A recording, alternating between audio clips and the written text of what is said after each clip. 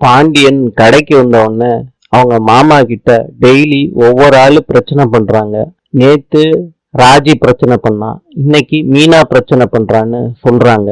அப்ப செந்தில், என் பொண்டாட்டியவே குறை சொல்லாதீங்கப்பா, சும்மா இருந்தா நீங்க ஏதாவது சொல்லிக்கிட்டே இருப்பீங்களா அப்படின்னு செந்தில் சொல்றாரு.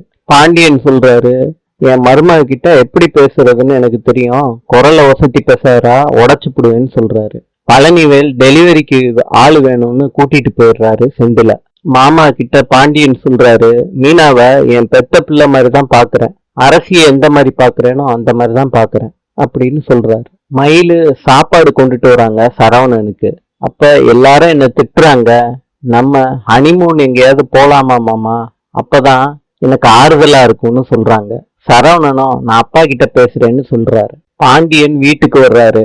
மீனா கிட்ட சாரின்னு கேக்குறாரு. காலையில கண்ணு முன்ன தெரியாம திட்டிப்புட்டேன். மீனாவையும் ராஜியையும் சமாதானப்படுத்த அவங்களுக்கு பிடிச்சத வாங்கிட்டு வந்து கொடுக்கறாரு பாண்டியன். உங்க அப்பா மாதிரி நினைச்சுக்கோங்க, உங்க அப்பா திட்டினா நீங்க இந்த மாதிரிதான் கோவப்படுவீங்களான்னு 2 பேர்கிட்டையும் கேக்குறாங்க.